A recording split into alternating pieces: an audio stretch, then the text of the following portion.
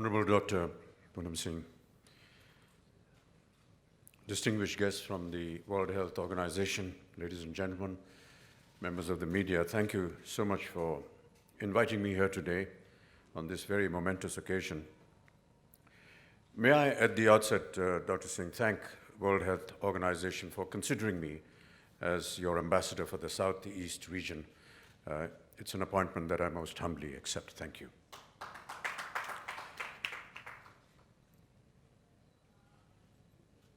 My attention to this very dreaded disease was drawn to me by my family doctor, Dr. Barve, who's present here today.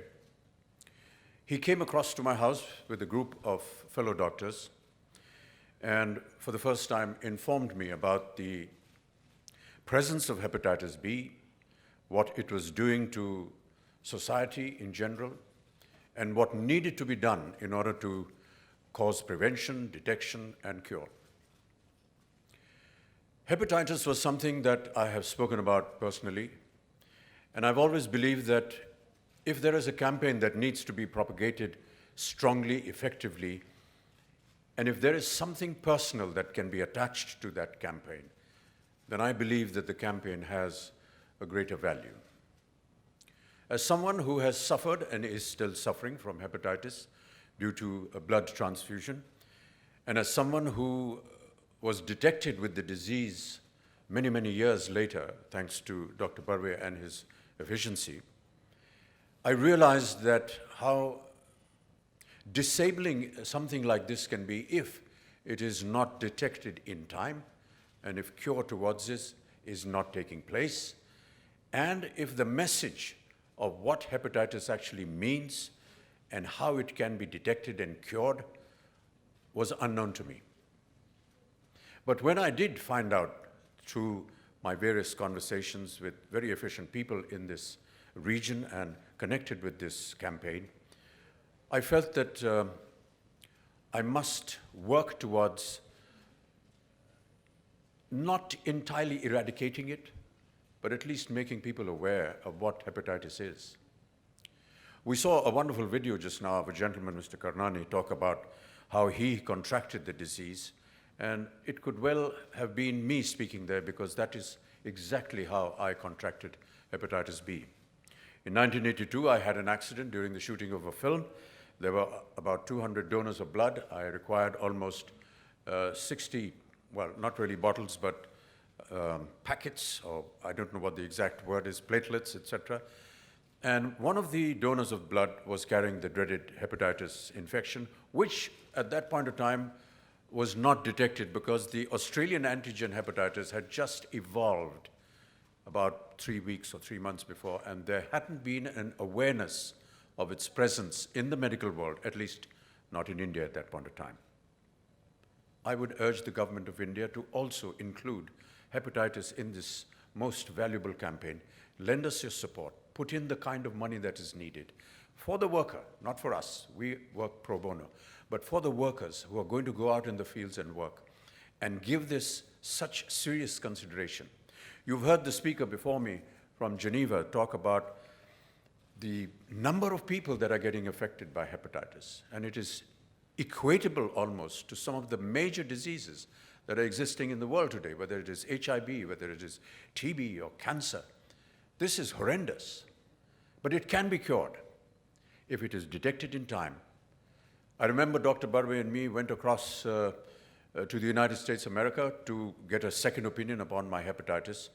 And we were fortunate enough to discover that there is a medication which, if taken regularly, may not eradicate it, but would stop the further increase of hepatitis in your body. I can fortunately say that from the recent tests that we have done, that seems to be working on me, because we have seen through various medical blood tests that there's now not really a remission, but a stoppage to the deterioration of my liver because of the hepatitis virus. So if we can all join hands together, spread the same kind of message to the government, to the associations, to the organizations that are working, I do hope that we will achieve what we have set out to achieve, to make India free of hepatitis. Ladies and gentlemen, thank you very much.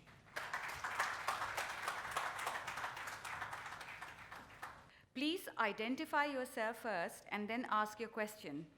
I know we would like many questions answered, but for now, please keep your questions on the topic of hepatitis only. Thank you.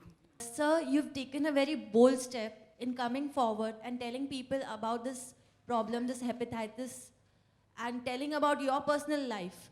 There are many other celebrities who have faced such or different kind of problems in their health, but they never come forward. What advice or message you'd like to give to other celebrities who are facing any problems related to health?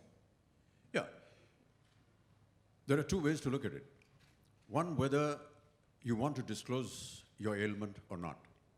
I feel that I'm not afraid to do so if it is going to be used in a cause which is going to help millions of other people. I cannot talk for other celebrities. That is their personal matter. And let me tell you that disclosure of your medical condition is contractually prevented in most countries in the West. If you get into a hospital in the West, the doctors are not obliged to even tell your relatives what the ailment is, what course of action is being taken. I don't know if I'm right in saying so, but this is the kind of conditioning that is there.